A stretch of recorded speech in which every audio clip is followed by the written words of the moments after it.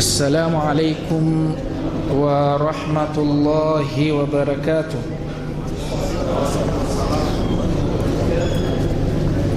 إن الحمد لله نحمده ونستعينه ونستهديه ونستغفره ونعوذ بالله من شرور أنفسنا ومن سيئات أعمالنا.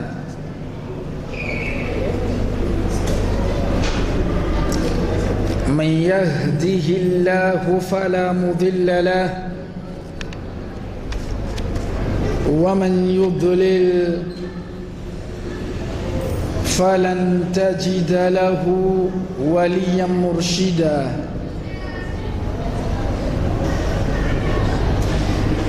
واشهد ان لا اله الا الله وحده لا شريك له،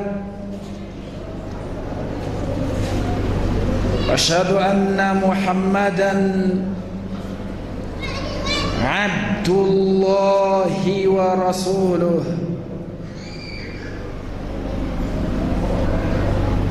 فإن أصدق الحديث كتاب الله، وخير الهدي هدي محمد صلى الله عليه وسلم، وشر الأمور محدثاتها،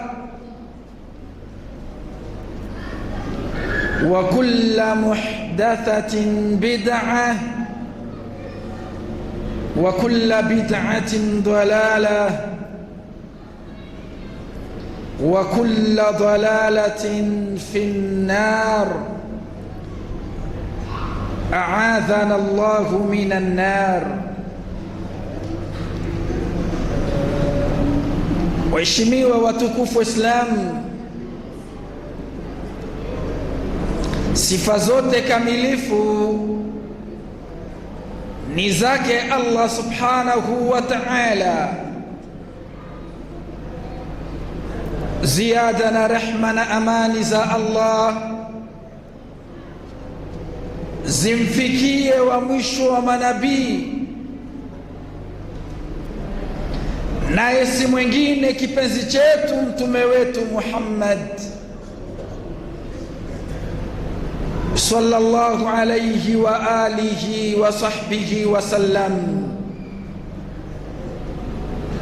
Mambo mabaya watukufu wa Islam katika dini yetu tukufu ya Uislamu ni mambo ya kuzua yasiyokuwa na asili katika kitabu, yasiyokuwa na asili katika mwenendo wa mtume Muhammad, yasiyokuwa na asili katika mwenendo na desturi ya masahaba. Mambo hayo kila siku huchukuliwa kuwa ni uzushi, na uzushi ni upotevu, na upotevu ni moja mwa sababu zitazompeleka mja katika moto wa Jahannam. Ee Mola, kwanza kabisa tunakuomba utukinge na upotevu, pili utuepushe na moto wa Jahannam. Waheshimiwa watukufu wa Islam, kama kawaida kila Jumanne baada salati al-maghribi tunakuwa na darsa letu la tarbia ambalo tunazungukia malezi na mwenendo na desturi ya Uislamu. Na darsa lililopita watukufu wa Islam tulikuwa tukizungukia adabu za msikiti. Kwa uwezo wake Allah subhanahu wa ta'ala, siku ya leo tukufu, ndugu zanguni Waislamu, tutaendelea nafasi ambayo tumesimamia katika vipengele ambavyo tulikuwa tukisharehesha wiki iliyopita biidhnillahi ta'ala.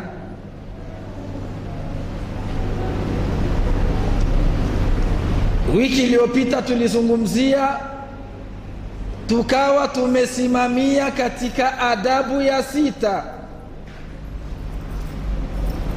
ambayo inasema tafaqqudu an-na'alaini qabla dukhuli al-masjidi wa izalatu ma bihima min adha.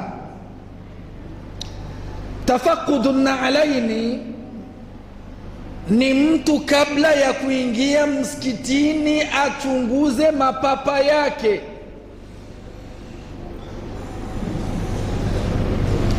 Kabla ya kuingia msikitini, hakikisha mapapa yako ni masafi,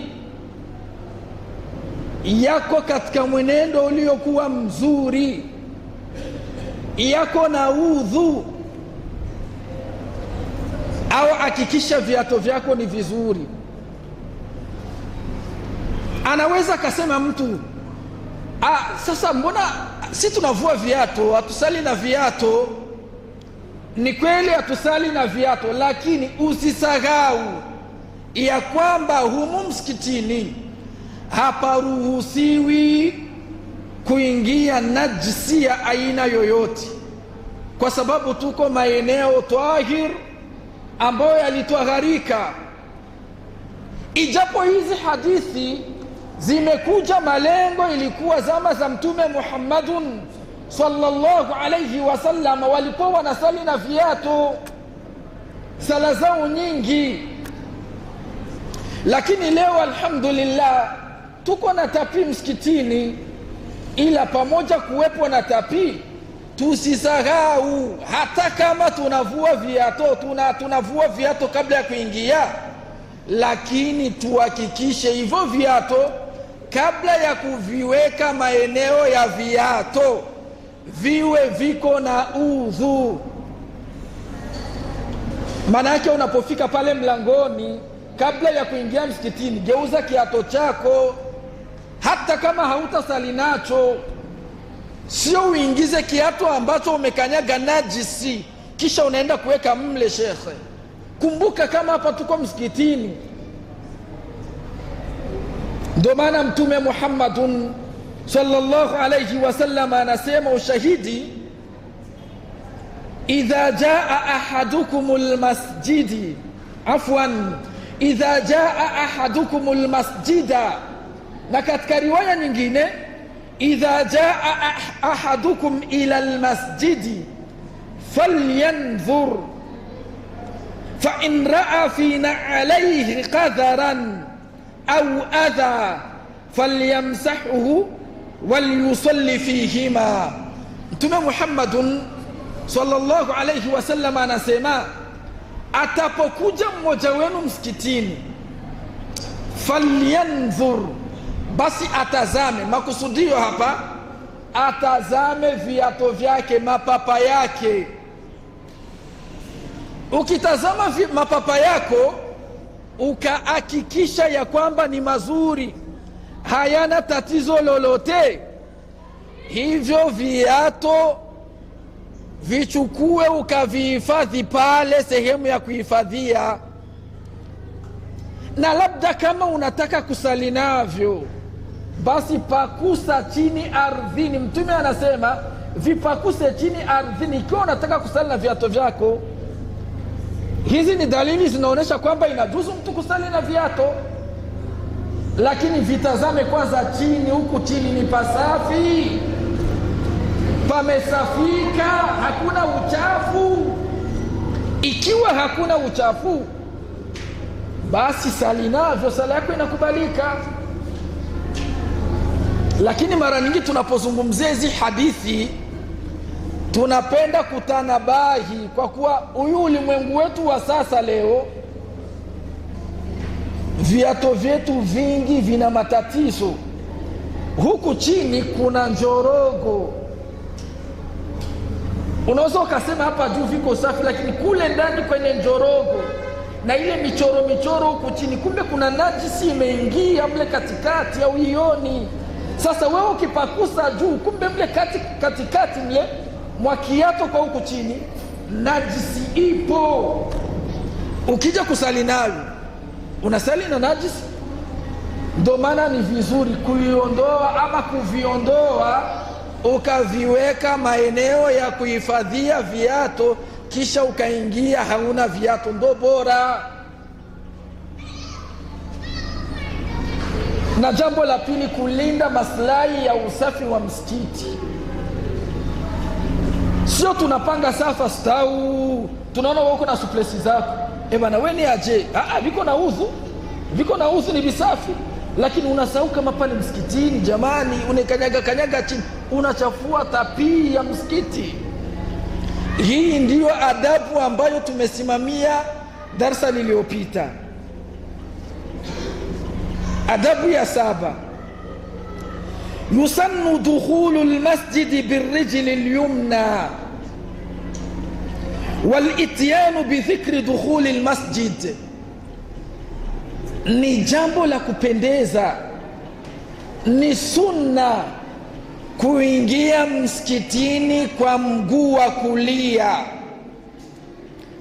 Kuingia msikitini, jitahidi kila utapotaka kuwa unaingia msikitini, tanguliza mguu wako wa kulia. Hii ni sunna.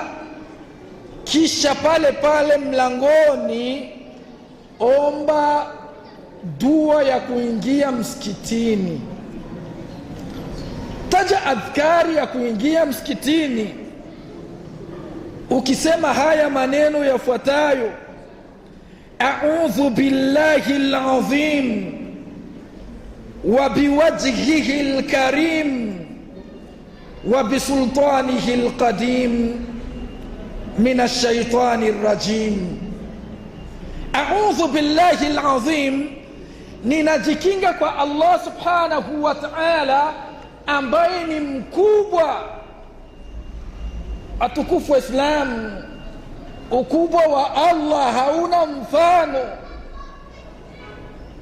Laiti tukisema tuuchambue hapa, tutakaa mpaka sala ya al-Isha, akili zetu hazijadiriki ukubwa wa Allah tabaraka wa taala. A'udhu billahi al-azim, najikinga kwa Mwenyezi Mungu ambaye ni mkubwa.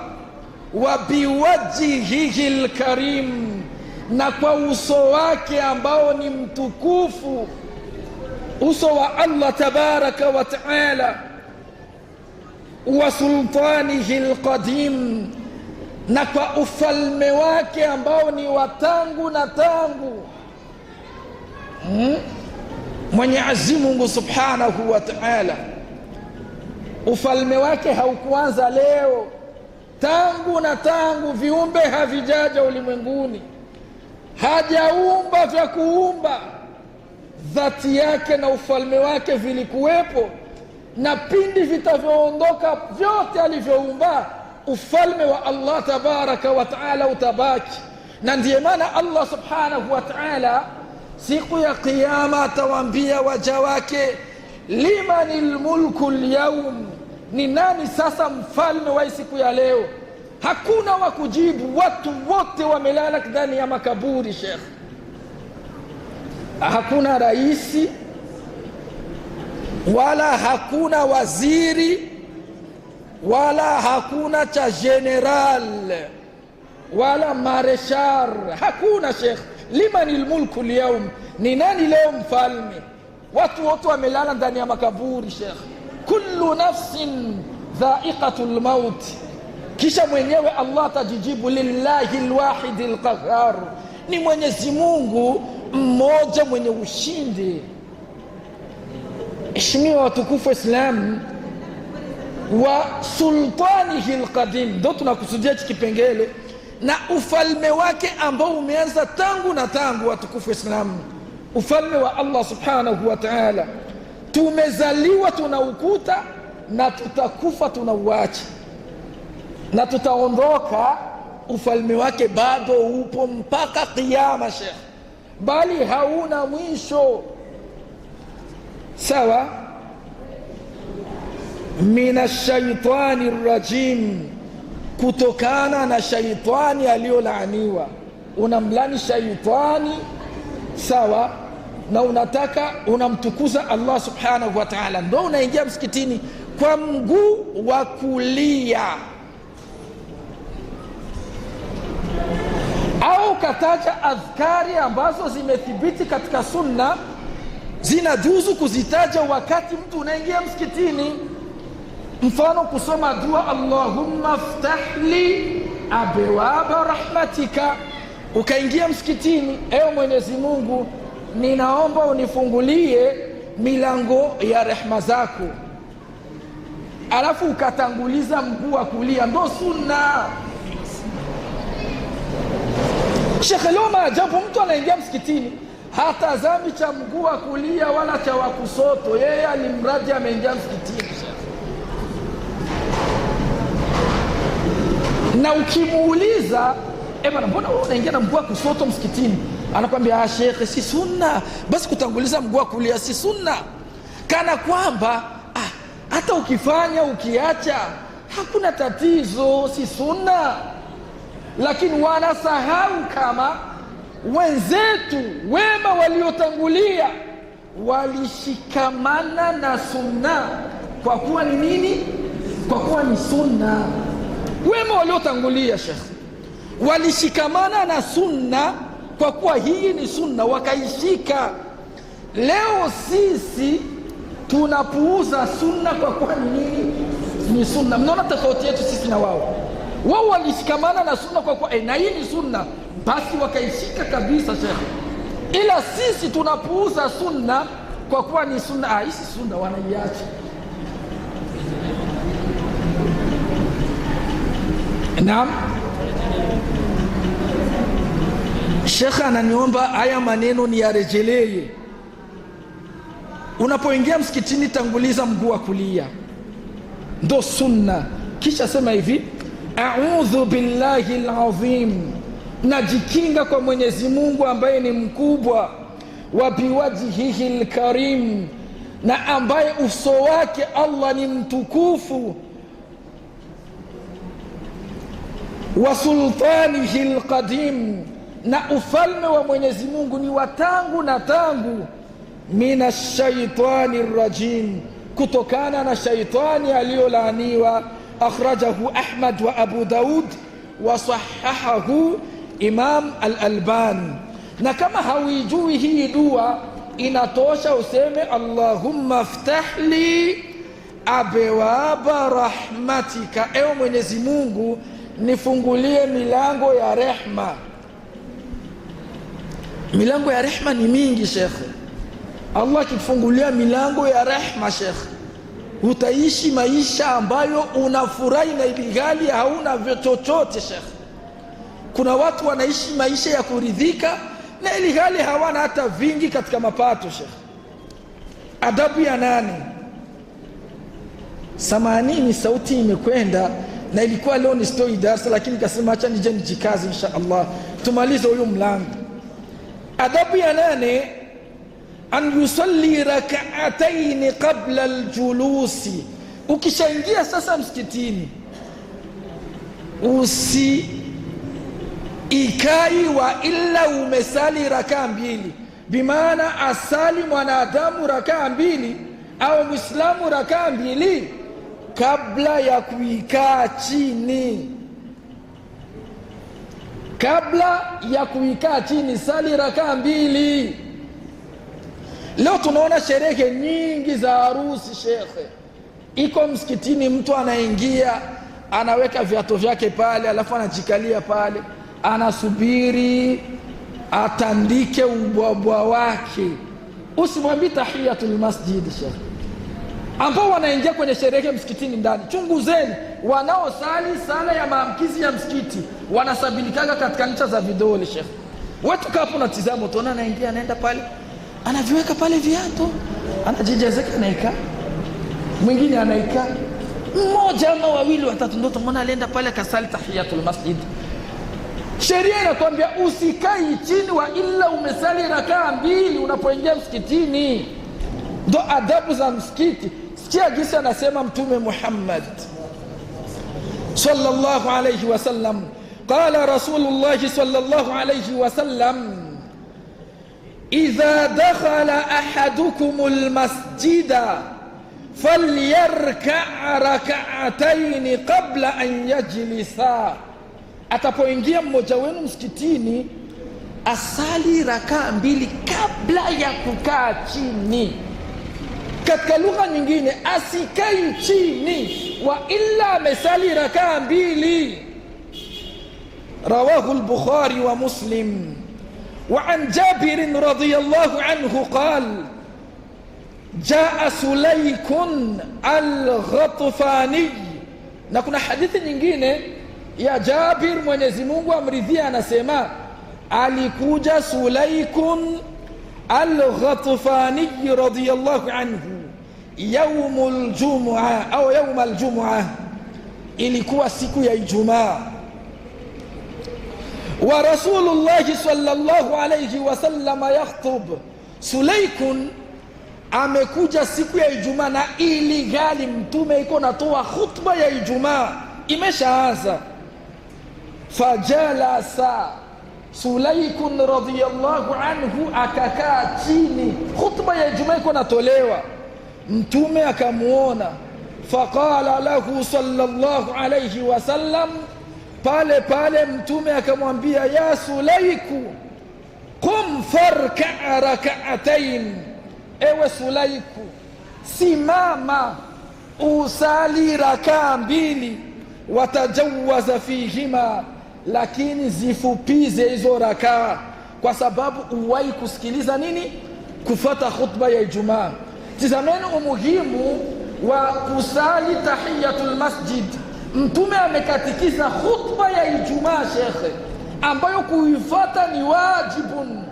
Akamwambia Sulayku, acha simama usali rakaa 2 ambazo ni fupi, kisha ndo utaendelea na harakati zingine, lakini zifupize hizo rakaa 2. Bimaana usikokoti sana wakati khutba iko na kupita.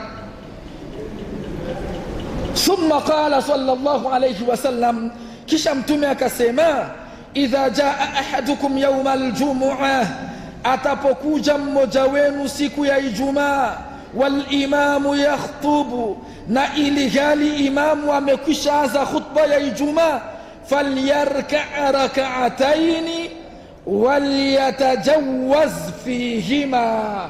Atapokuja mmoja wenu siku ya Ijumaa na imamu ameshaanza kuhutubu, asali rakaa 2, lakini azifaze ziwe fupi. Walyatajawaz fihima, azifaze ziwe fupi, asikokoti sana. Rawahu Muslim. Hii ni tahiyatul masjid. Ukiingia msikitini usikai wa illa umesali hizi rakaa 2. Wanachuoni wakasema hata fi awqati nahi, hata katika muda ambao yaijuzu kusali. Fa mathalan, kuna nyakati ambazo imekatazwa kusali, ni haramun au ni makruhu, lakini ukiingia msikitini sali. Mfano baada al-asri, wakati wa baada ya al-asiri, ule wakati unakatazwa mtu kusali sunna shekh, ila tahiyatul masjid wanachuoni wakasema isali sawa. Mfano inda shuruqi shamsi, wakati jua linachomoza alfajiri, jua linaanza kuchomoza, ule nyakati ni nyakati ambazo zimekataza mtu kusali shekh, isipokuwa labda faradhi. Lakini tahiyatul masjid ukiingia msikitini isali, sio kusema usi wakati ambao nekatazwa kusali. Wanachuoni wakasema hata katika wakati ulikatazwa kusali isali tahiyatul masjid. Kuna baadhi ya wanachuoni Allah awalipe thawabu na wahifadhi, walikuwa wanasema kwamba au walisema kwamba tahiyatul masjid na kumfuata imamu, khutba ya Ijumaa kuisikiliza ni wajibu. Ndio maana siku ya Ijumaa umeikaa, khutba imeshaanza, mtu akifaza fujo wanakwambia hata wewe usimwambie nyamaza, kaa kimya, usimwambie nyamaza, sikilize ile khutba ya Ijumaa. Hiyo kauli ipo sawa, bimaana khutba ikishaanza hairuhusiwi hata kufanya tasarufati, zile taharukati, mara unageuka huku mara hivi. Hapana shekhe, kaa kimya, mfuate imamu, kwa kuwa kumfuata imamu ni wajibu. Sasa wanachuoni wakasema baadhi, ikiwa kwamba khutba ya Ijumaa kumfuata ni wajibu na mtu ameingia msikitini kusali tahiyatul masjid ni sunna, mtu atatanguliza ipi? Baadhi wakasema atatanguliza kufuata khutba ya Ijumaa kwa kuwa ni wajibu, aiache sunna, asisali tahiyatul masjid. Lakini hii kauli haina nguvu Sheikh, kwa sababu haina mashiko yoyote. Kauli yenye nguvu ni hii, hata imamu ameshaanza kuhutubu, japo kufuata khutba ni wajibu, lakini ukiingia msikitini hakikisha umesali rakaa 2, kwa dalili Mtume amemwona Sulaiku anaingia msikitini na ili ghali anahutubu, akawa amekatikiza khutba yake, akamwambia kum ya Sulaiki fasalli rak'atayn, simama we Sulaiki na usali rakaa 2. Hii ndio kauli ya nguvu Sheikh, si kwamba eti juni khutba ya Ijumaa kwa kuifuata ni wajibu, hakuna gisu tangulize sunna kabla ya wajibu. Hapana Sheikh, Mtume alijua kama ni wajibu, lakini amemsimamisha mtu akamwambia sali hii sala. Sawa jamani, alhamdulillah. Naam, haijuzu Sheikh, haijuzu. Naam, anasema imamu yuko natoa khutba ya Ijumaa, unamwambia bana samani kidogo hapo sijaelewa. La haula wala quwwata illa billah. Hiyo itakuwa ni disorder msikitini. Mwingine atamwambia, mwingine atamuuliza, mwingine atamuuliza, imamu atajikuta khutba tena kuitoa, anaanza kuwajibia. Sasa kila mmoja amueleweshe. Haijuzu Sheikh, wewe mfuate imamu tu.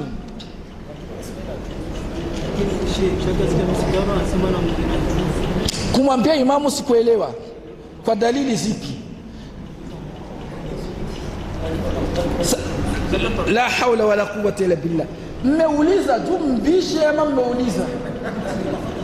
Sheikh Misigaro ametuambia kama inajuzu, bakia na kauli yake. Mimi kauli yangu, khutba ikishaanza ya Ijumaa haijuzu kumsimamisha imam. Samahani, hapo sijakufuata vizuri, ulikuwa unasema aje? Sawa, ndio kauli yangu hiyo ambayo nimesimamia eko. Siku nitapata dalili ambazo yeye amestadili kwazo, na mimi nitaenda kwenye kauli yake. Alafu katika adabu Sheikh, usiulizi kitu akijibu mbona fulani amesemaga inajuzu. Hiyo sio adabu za talibul ilm au za mustami anayesikia Sheikh. Madama alisema yeye inajuzu, chukua ile kauli. Sawa, hii inakuwa ni kugonganisha mashekhi. Huyo alisema hiyo, mbona wanatuchanganya? Sawa, wewe kama alisema vile, bakia na hiyo kauli yake. Lakini mimi kauli yangu nimestadili kwamba sijapata dalili za kumruhusu mtu kuzungumza, kumsimamisha khatibu siku ya Ijumaa kumwambia sijakuelewa.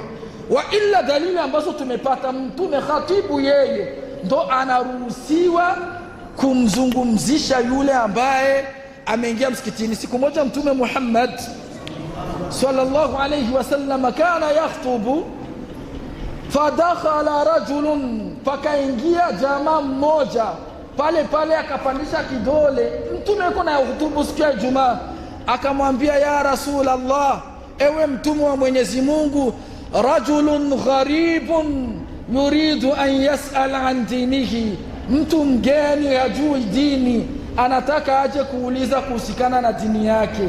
Mtume pale pale akamletea kiti, akampa, akaacha khutba ya Ijumaa, akaanza kumsikiliza. Anamuuliza anajibu, anamuuliza anajibu, anamuuliza anajibu. Kisha Mtume akaacha, ndio akafika anaenda kunini, kuendelesha na khutba yake. Tabani hii hadithi wanachuoni wakastadili, wakasema huyu kwanza kana la yaarifu shay'an anil Islam, alikuwa hajui jambo lolote, manake ni mtu hajajua sheria ya Uislamu. Ndio maana alifanya maajabu, akamsimamisha khatibu. Sheikh anakuambia mtu anakuja anataka amwambie dini, na Mtume akaacha khutba kutokana na makarim al akhlaq. Tabia ya Mtume ilikuwa njema, akaweka kiti akaanza kumsomesha.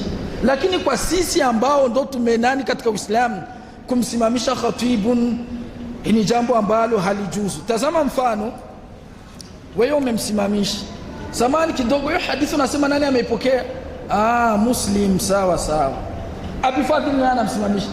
Samani kidogo shehe, sasa hapo pendo unasema hivi, mbona sisi tulisikia kadha wa kadha wa kadha wa kadha? Abi Fadhil naye anamjibiwa, khatibu anaendelea, mwingine anamsimamisha, mwisho inakuwa ni faudha shekhi, inakuwa ni desordre msikitini. Huyu anauliza, huyu anauliza, huyu anauliza. Ndio maana sisi hatujaona dalili za kumruhusu mtu kuuliza wakati khatibu yuko ana khutubu. Watusamma hatani rak'atani tahiyatul masjid wa hiya sunna. Hizi rakaa mbili ambazo ukiingia msikitini unazisali zinaitwa tahiyatul masjid na ni sunna, ni jambo la sunna. Yughni anha ratibatul faridha alqabliya, lakini yughni anha ratibatul faridha alqabliya, zile rakaa mbili zinatoshelezwa na zile sunanu rawatib za kablia. Aje, nimeingia msikitini nikasikia hizi hadithi wanasema anapoingia msikitini asikai mtu chini wa illa amesali rakaa mbili. Malengo ya zile rakaa mbili ni nini? Tahiyatul masjid. Sawa. Na unajua hizi rakaa mbili, hii ni sala ya dhuhuri, panakuwa kablia rakaa 4. Wanachuoni wakasema hizi rakaa 4 za kablia zinatosheleza zile rakaa mbili za sunanul masjid. Sawa. Bimaana ukiingia msikitini kama ni sala ya dhuhuri na wewe unataka kusali kablia, hakuna umuhimu kusali tahiyatul masjid, sali zako kablia. Zile kablia zinakuja kutosheleza hii tahiyatul masjid, kwa sababu malengo ya Mtume alisema fala yajlis hatta yusalli rak'ataini, asikai chini mpaka asali rakaa mbili. Na wosha sali kablia, zile kablia zinatosheleza kuvuta ile sunna ya tahiyatul masjid. Umeingia msikitini ukasali zako kablia, inatosha, kisha ukasubiri iqimiwe sala. Naam, ndio makusudio ya hiyo ibara. Sio ufike msikitini usali kablia umalize kablia rakaa 4, usali uanze tahiyatul masjid umalize, kisha usali tena kablia rakaa 4, unajichosha. Hii kablia inachukua nafasi ya nini? Ya tahiyatul masjid. Sawa. Kikubwa tu usikai chini wa ila umesali hiyo kablia, kwa kutekeleza ile kauli ya Mtume, asikai mtu chini anapoingia msikitini ila amesali rakaa 2 za maamkizi ya msikiti. Kisha wakaendelea wakasema karatibati alfajri, kama mfano kablia ya sala ya alfajiri. Ukiingia msikitini wajakim sala alfajiri ukasali ile kablia rakaa 2, hiyo kablia hiyo inatosheleza ile tahiyatul masjidi. Sio lazima uanze usali tahiyatul masjidi kisha tena unamaliza unasali tena kablia rakaa 2 za alfajiri. Hapana, sali tu kablia rakaa 2 inatosheleza ile rakaa za tahiyatul masjid. Hapo unakuwa umeua ndege wawili kwa shabaha moja, kwa mpigo mmoja, lakini umeua ndege wawili. Wa dhuhur au kablia ya dhuhuri. Sawa. Badala ya kusali tahiyatul masjid ukasali tu kablia, inatosheleza ile tahiyatul masjid. Wa tughni anha aidan alfaridatu law uqimat, na sala ya faradhi inatosheleza su tahiyatul masjid ikikimiwa.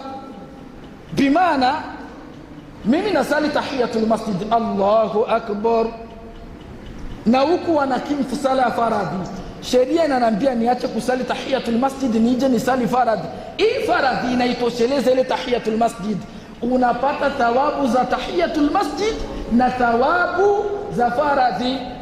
Au umeingia msikitini nia yako uanze kusali tahiyatul masjid, pale pale ikakimiwa sala, hii sala inatosheleza ile tahiyatul masjid, kwa sababu unafika unakuja direct, haujakaa chini, unafika unapanga safa na wenzako mnaanza sala ya faradhi. Hii sala inaitoshelezea ile sala ya nini? Ya tahiyatu almasjidi. Naam. Jambo lingine, falmaqsudu biha shaghalu almahalli bisalatin, makusudio makusudio sala. Unaomba ruhusa? Naam, jazakallahu khair. Umejua niulize. Naam, unaruhusiwa. Makusudio ni unapoingia msikitini, ile sala utakayoisali ile itukushughulishe, usikai chini, na inakuwa ni sababu ya wewe kuvuta ile rakaa mbili, kwa sababu hadithi ya Mtume inasema, ukifuata vizuri, usikai chini wa ila umesali rakaa mbili. Tayari na mimi nimeshaingia, wameanza sala, nimeshasali, sijakaa chini, hii sala yangu inavuta tahiyatul masjidi. Hakuna tena lazima wa kwenda pembeni kusali tahiyatul masjidi. Naam.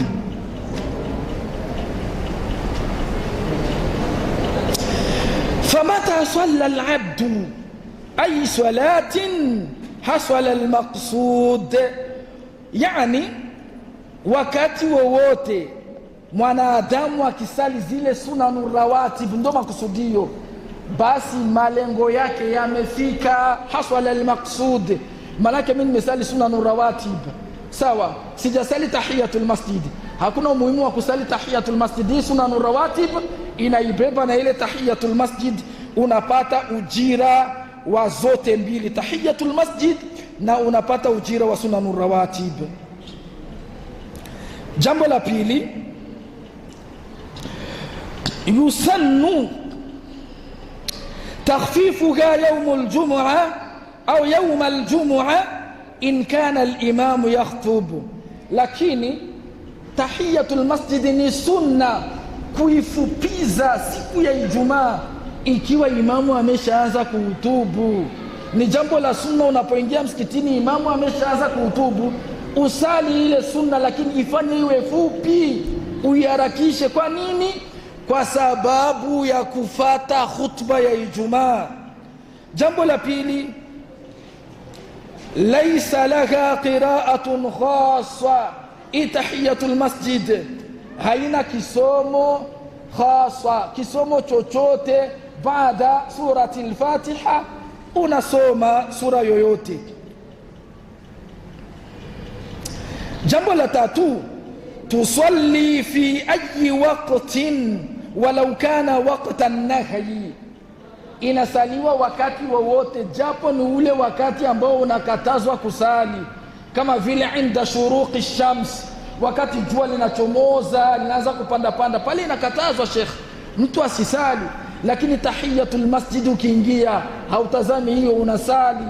Baada salati al-asri inakatazwa kusali sala ya sunna, lakini tahiyatul masjid na baada ya alasiri ukiingia msikitini usikai, wa illa umeisali. Adabu ya tisa, khuruju min al-masjid birrijli al-yusra, kutoka msikitini kwa mguu wa kusoto, kutoka msikitini kwa kutanguliza mguu wa kusoto. Wal-ityanu bidhikri al-khuruj min al-masjid, na kuomba dua ya kutoka msikitini.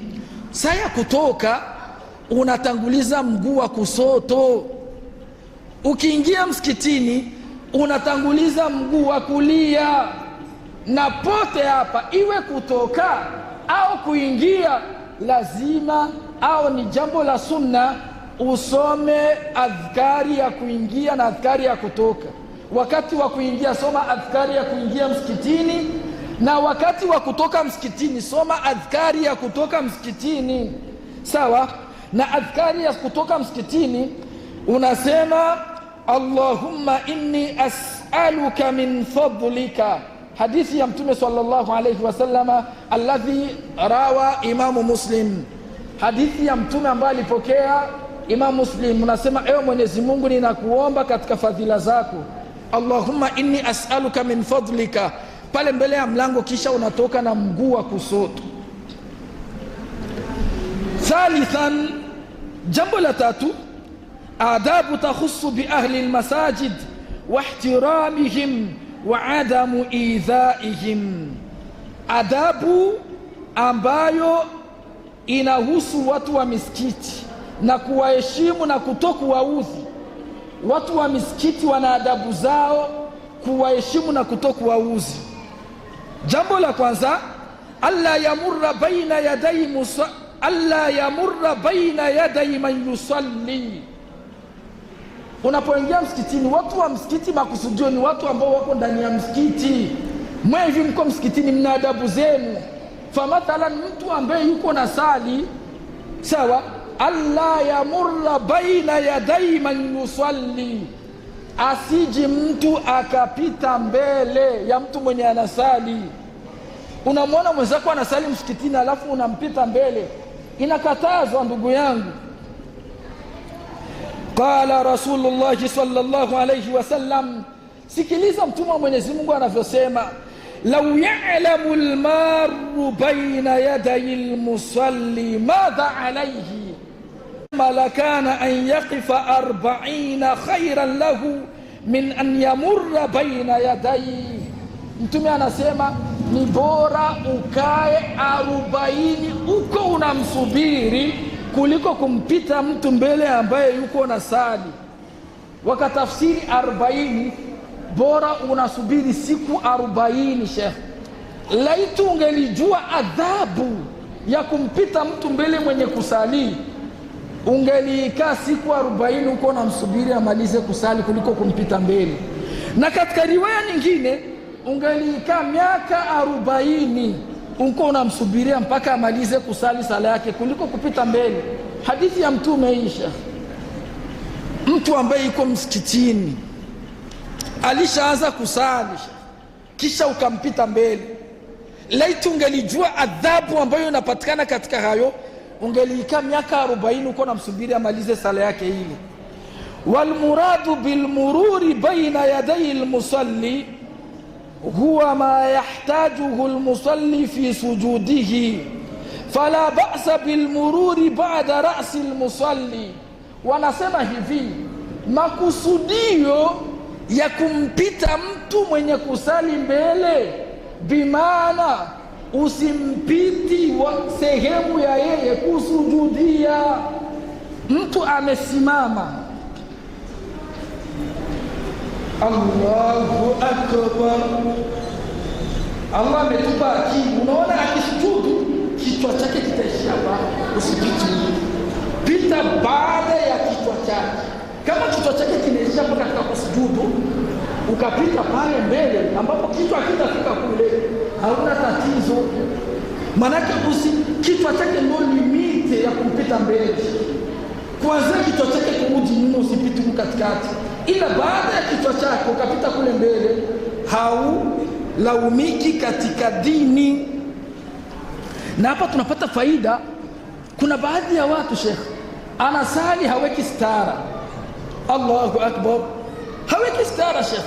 Wewe unaingia msikitini unaona huyu hata kama ni mrefu hawezi akafika pale kwa cameraman pale, lazima atasujudia tu nyama, unapita pale. La haula wala quwwata illa billah. Anataka kukataze, yani anakosa gisi, wakati kichwa chake hakitofika kule. Sheria inatuambia ni pale ambapo kichwa chako kitafika Sheikh, pale ndio mtu asipapiti, kuanzia pale kurudi huku nyuma. Ama baada ya kichwa chako mtu anapita kama kawaida.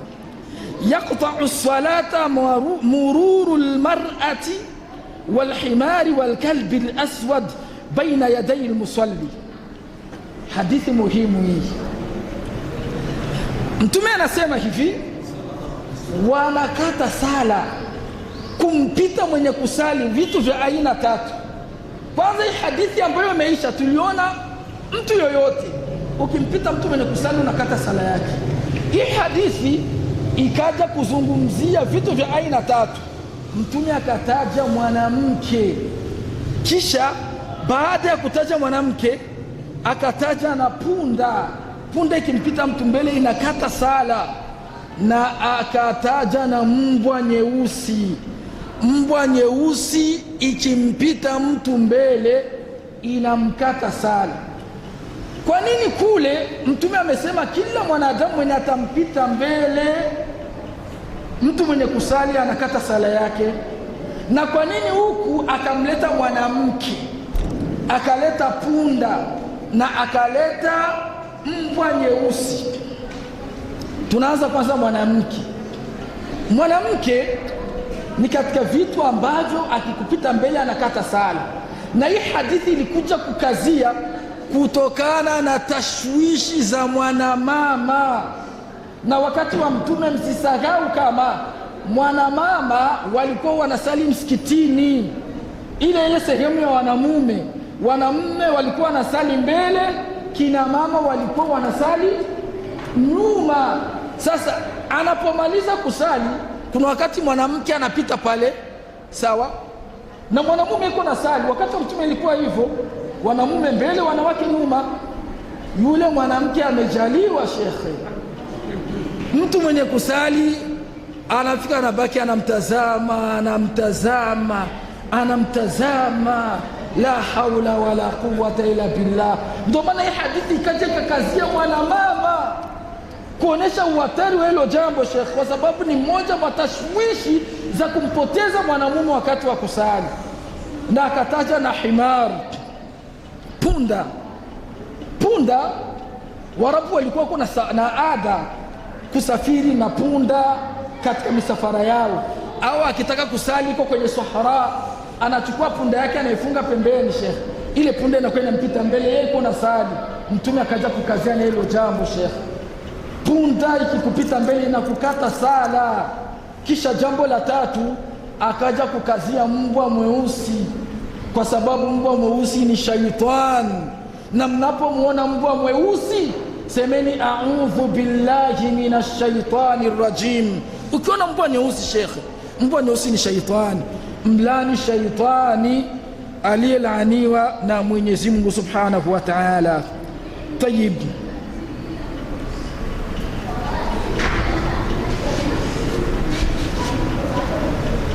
لحديث أبي ذر رضي الله عنه قال، وشهيد حديث أبو ذر من يزمون ومرزيانا سيما، قال رسول الله صلى الله عليه وسلم، أنا سممتم من يزمون رحمة أمان زمن يزمون زوجولاك، إذا قام أحدكم يصلي فإنه يستره أو يستره. أتبسماما مجاوين akisali aweke stara.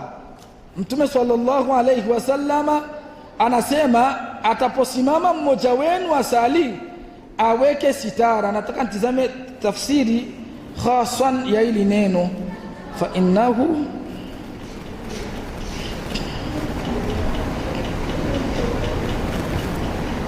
alayhi wasallam anasema idha qama ahadukum yusalli fa innahu yasturuhu, ataposimama mmoja wenu akisali basi aweke stara.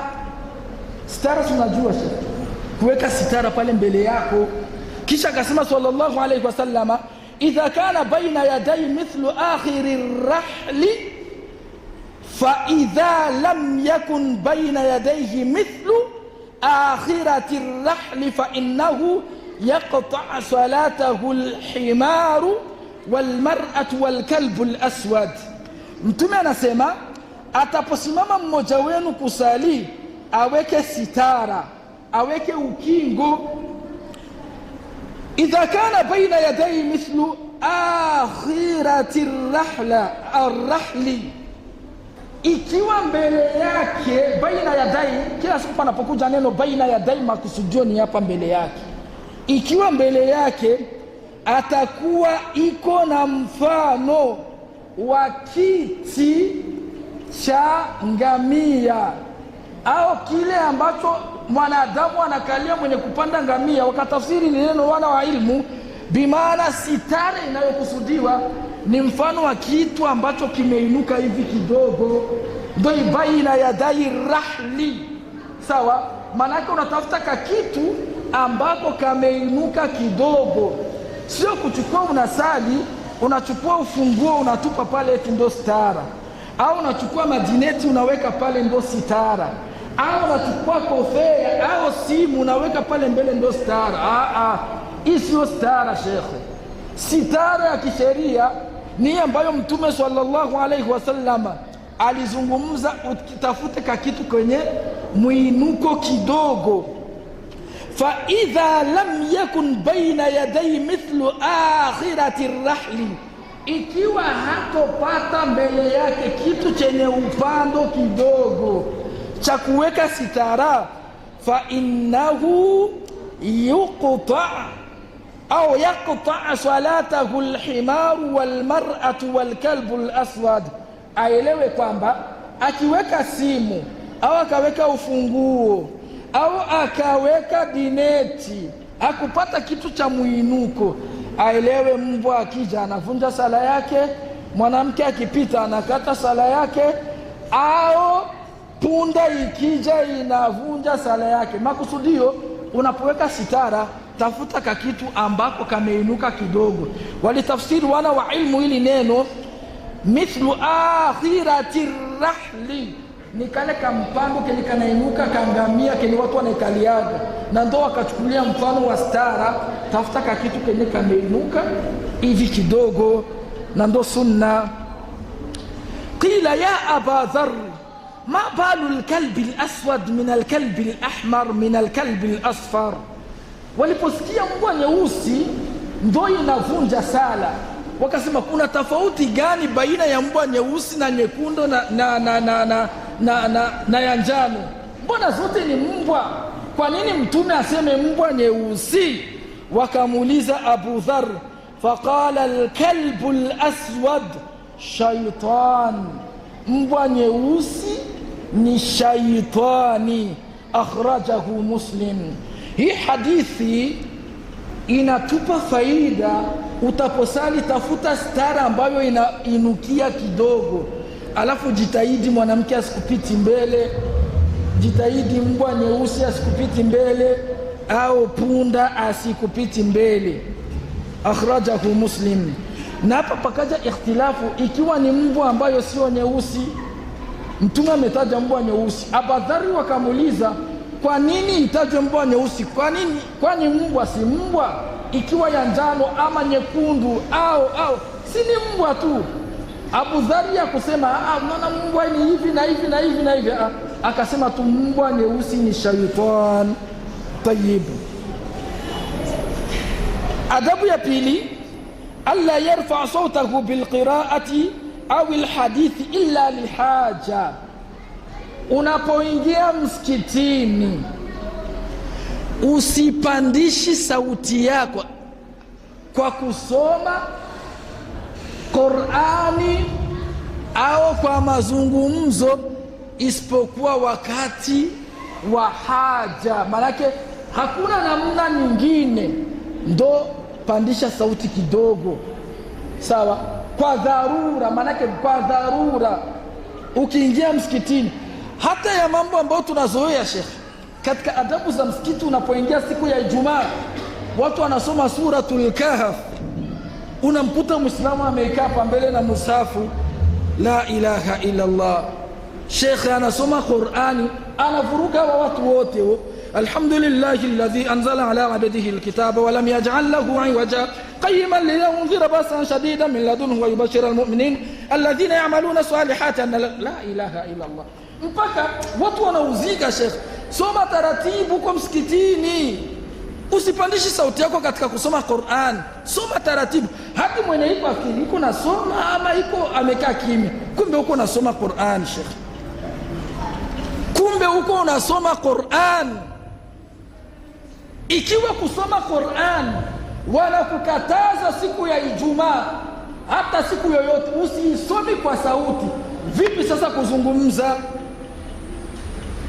Ikiwa kusoma Qur'an unakatazwa msikitini, sauti yako ifupize, isisikiki, kwa kuwa unawashawishi wengine. Mwisho wote wanafika nafunga misafu na baki na kusikiliza wewe, naye pale anafika na jona nipele. Sasa ndo anasoma Sheikh, la haula wala quwwata illa billah. Watu wanashindwa kusoma Sheikh, wanafona mwachia yeye mpaka saa tamaliza, ndio unaona mtu tena anachukua musafu. Hii ni kinyume na sunna Sheikh. Adabu za msikiti, unaposoma Qur'an soma kwa sauti ndogo, hata mnalikapa pembezoni mwako, ikiwezekana asisikii ile sauti yako, ndio vizuri zaidi. na kuzungumza kwa sauti ndogo, kwa sauti ndogo. Sheikh, hapa tunatoa tanbihi, tunapenda kuyaona mambo kama tena katika msikiti kama huu, msikiti wa sunna. Sheikh, mwezi wa Ramadhani baada iftar mida ya saa moja ingia msikitini. Sheikh, fujo mida ya saa moja hapo kabla ya kukimu sala mwezi wa Ramadhani, unasikia mtu nipe yoshi, leta hizo sambusa, zile sambusa ziko kadifani, leta hizo sambusa msikitini. Fujo Sheikh, watu wanakaa nyuma, la ilaha illa Allah. Yani panakuwa desordre Sheikh, utafikiri sio msikitini. Haya mambo hayajuzu. Naam, ushahidi lihadithi Aisha radhiyallahu anha ani nabii sallallahu alayhi wasallam, ushahidi ni hadithi ya mama yetu Aisha, Mwenyezi Mungu amridhie, kutoka kwa mtume wa Mwenyezi Mungu, rehma na amani za Mwenyezi Mungu ziwe juu lake, annahu talaa min baitihi wannasu yusallun. Siku moja mtume talaa min baitihi, manake kharaja min baitihi, alitoka katika nyumba yake. Nyumba ya mtume na msikiti ilikuwa vinakamatana. Alikuwa akimaliza kusali anapita pale mlango, anaingia nyumba yake. Ikitaka kuhimiwa sala anaingia msikiti pale mbele, anapitia pale. Akaingia msikitini mtume, wannasu yusallun yajharuna bilqiraa, akakuta watu wako na sali msikitini. Huyu anasoma anapandisha sauti, mwingine anapandisha sauti, mwingine anapandisha sauti, iko kama ni desordre msikitini. Mtume akaitazama ile hali, faqala lahum, pale mtume akawaambia, innal musalli yunaji rabbahu, eleweni hakika mwenye kusali yuko anazungumza na Mola wake. Falyanzur bima yunajihi, atazame mazungumzo ya kuongea na Mola wake. Fala yajharu ba'dukum ala ba'din bilqiraa, msipandishiani nyinyi na nyinyi kwa nyinyi sauti katika kusoma, mnakuwa mko mnavurugana. Sheikh, huyu anasoma anapandisha, mwingine kuna salia pale anapandisha, mwingine hapa anapandisha. Kusali unakuwa unazungumza na Mola wako, msipandishiani sauti nyinyi kwa nyinyi. Mtume akawakataza kwa sababu wanakuwa wanavurugana baina yao. Adabu za msikitini, sali kwa sauti ndogo, ndo sunna. Tayib,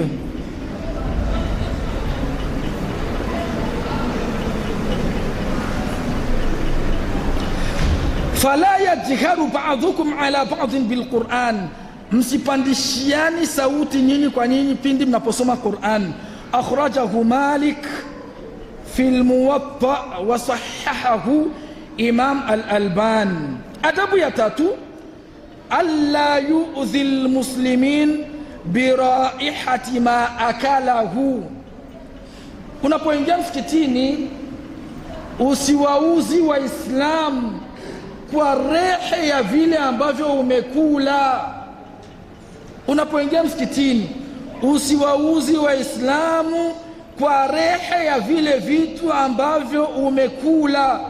Min thaumin, kama vile mtu umekula kitungusumu kisha unakuja msikitini umetafuna vitungusumu. Sheikh, ulikaa pale Mligala, unasikia wanakwambia ukitafuna vitungusumu ukanywa na maziwa ya maji na asali ni dawa ya amibe. Sheikh, mtu anatafuna vitungusumu kwachu kisha anafika anakuja msikitini akipumua hivi, la haula wala quwwata illa billah, anawauzi ndugu zake ambao wako pembeni. Au baswalin, au kitunguu tu kikila kwa kinakuwa na harufu kali, usiji msikitini kuwauzi watu. Au ghairihima, au vitu vyovyote vyenye rehe kali unapovitumia usiji msikitini. Liqauli nabii sallallahu alayhi wasallam, kwa kauli ya mtume wa Mwenyezi Mungu, rehma na amani za Mwenyezi Mungu ziwe juu lake, anasema, man akala min hadhihi shajara, yule atakayekula katika huyu mti, anaashiria katika hii miti, mti wa kitunguu sumu na kitunguu cha kawaida, fala yaqrabanna masjidana, asitusogelei kwenye msikiti wetu. Wala yuudhianna birihi thum, wala asizuuzi kwa ile rehe ya kitunguu sumu. Rawahu Muslim. Hichi kipengele watukufu Islamu ni kipengele cha kula kitunguu sumu na kitunguu chochote na harufu yoyote yenye kuudhi. Ukiwa umekula vitu vyenye kuudhi, usiingii msikitini kuwakeraisha watu. Leo inafika muda wa sala, tutatoa nafasi ya ulizo. Inafika muda wa sala, shekhi anakuja mekanisie na nguo za sirinda, nguo unaziona kabisa chafu, wallahi anakuja kusali nazo msikitini. Na katika adabu za msikiti ni mtu kujipamba na pambo lizuri. Yeye anatoka chini ya gari sana, atafanya tu hivi, kisha anakuja na masilinda yake. Akifika msikitini pale anakuja kupanga safa. Shekhi unasali kwanza, anakuuzi kwa ile rehe ya masirinda, unakuwa unasikia harufu za sirinda, unajikaza shekhi. Alafu jambo la pili, anakuchafulia hata muda mwingine nguo yako shekhi. Jambo la tatu, muda mwingine hata tapii anaichafua. Hizo katika Uislamu shekhi. Mnapokuja msikitini wa mekanisie, nendeni kwenye magaraje yenu na makanzu mmeyaweka kwenye mashakoshi. Ikifika muda wa sala, oga, vaa kanzu yako, njoo msikitini. Sala ikiisha, kunja kanzu yako, ukitoka iweke, ingia kwenye nguo zako za mekanike. Sio unatoka chini ya gari na masirinda na jasho unakuja kusali msikitini. Sheikh, unaudhi wanadamu, unawaudhi hata malaika wa Mwenyezi Mungu msikitini. Si ndo maisha yetu tunaishi leo kwa Bugama? Ndo maisha shekhe. Wanakuja na mangozo za mekaniki. Ili jambo halijuzu. Naam.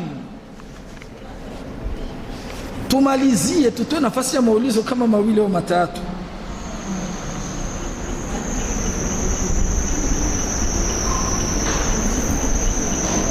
وفي رواية فإن الملائكة تتأذى مما يتأذى منه بنو آدم. Kuna riwaya nyingine inasema hivi, hakika malaika wanakuwaga wanauzika na vile vitu ambavyo vinawauzi wanadamu. Kama gisi mwanadamu wanaposali akasikia ile rehe ya vitungusumu unamkera, na malaika unamkera, unawakera. Kama gisi mwanadamu ile harufu ya sirinda anakuwa anakeraika, hata malaika wanakeraika kwa sirinda zako. Wayalhaq bihi kullu ma lahu raihatun kariha. Na hii hadithi inakusanya kila mwenye atakuwa na rege yenye kukeraisha watu asiji msikitini. Wa khasatan ad-dukhan, na khaswa sigara, khaswa kuvuta tumbaku. Shekhe, mtu unavuta sigara unakuja kupumulia watu msikitini. Shekhe, ukisujudu na mwenye anavuta sigara hapa pembeni, shekhe, mfuke. Mwisho unakuwa unakosa raha, wallahi mwisho unakosa siraha. Alafu ukimuuliza anakuambia sigara ni haramu, ni makruh. Anakuambia sigara ni makruh. Sigara ni haramu shekhe, makruhu ya wapi? Sigara ni haramun. Tusi tunavuta sigara. Na kina mama wenye wanabugia ugoro, kuna wapi mkubwa wanabugia ugoro jamani? Mtu anakuja alafu wabugia ugoro, anapokuwa anaweka huko na reserve huko, anauficha huko, anakuja kupekenya msikitini. Watu wanaanza kusikia harufu akipumua hivi, kumbe ni ugoro. Shekhe aliweka reserve harufu yote inakuja kukeraisha watu. Sigara, ugoro kwanza ni haramu, vinazuru afya yako. Ikiwa vimekushinda kuacha, basi vibugie huko, usije kutukeraisha hapa msikitini. Usituuzi msikitini, haijuzu.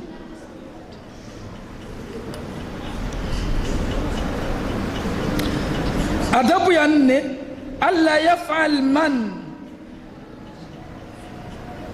alla yaf'al min sha'nihi idha'u an-nas kalbasaq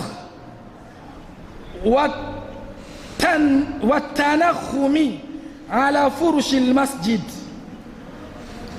Adabu nyingine, usiteme, usifanye jambo lolote la kuwauzi watu, kama vile kutema msikitini.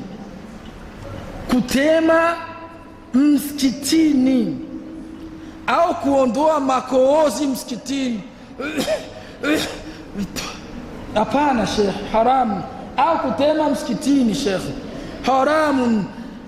Ukishaingia msikitini, jua uko katika nyumba ya Mwenyezi Mungu, unasikia vinakukera, toka nje ukateme. Sio hapa, hata maeneo ya kutawadhia Sheikh, labda kule sehemu ya kutawadhia kubomba, kwa kuwa uko natawadha unachukua uzi unafika vinaenda na maji. Lakini sehemu ambapo unajua hapa pako usafi, ukaja ukatema mate yako au vikoozi, unakuwa unawaudhi watu. Alla yafalu ma min sha'nihi idha'u nnas, asifanyi mambo yoyote miongoni mwa mambo yatayowauzi watu, kalbasati watanakhumi, kama kutema mate na makoozi katika nini, katika ule utandiko wa msikiti, sawa iwe tapi ama eneo yoyote tu ya kusalia msikitini.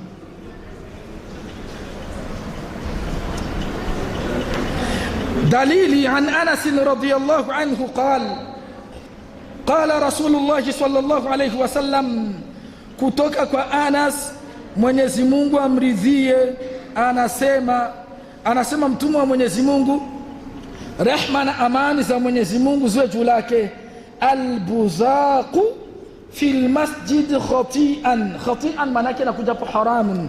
Kutema msikitini ni haramu, ni kosa. Wa kafaratuha dafanuha, na kafara ya hicho kitendo kiondowe. Wakati wa mtume alikuwa anafunika, kwa sababu palikuwa pako michanga, sometimes palikuwa msikitini hamna tapi, unafunika vile makozi yako, sawa. Huu wakati pako tapi, iondoe wewe makozi yako. Na kuna aina ingine ya kuwauzi watu Sheikh, kutoa mbwebwe. Si unajua mbwebwe? Mtu anatoa msikitini Sheikh, msikitini Sheikh, anafanya msikitini hivi, unasikia harufu hivi, havijuzu msikitini Sheikh. Hichi kitendo msikitini hakijuzu, unawaudhi watu Sheikh. Asili ya mbwebwe unakuwa unatoa pumzi mchafu inatoka kinywani mwako, watu wanaikia, watu wanafunga mapua, havijuzu hivi. Na ukisikia kama umekula wali ukaamka na maradhi, usiji kusalimu msikitini mpaka saa itaishi. Watu wengi mwezi Ramadhani wanakula daku asubuhi, mbwebwe zinakuwa nyingi, wanakuja kuzitolea msikitini, wanauzi watu. Muttafaqun alayhi.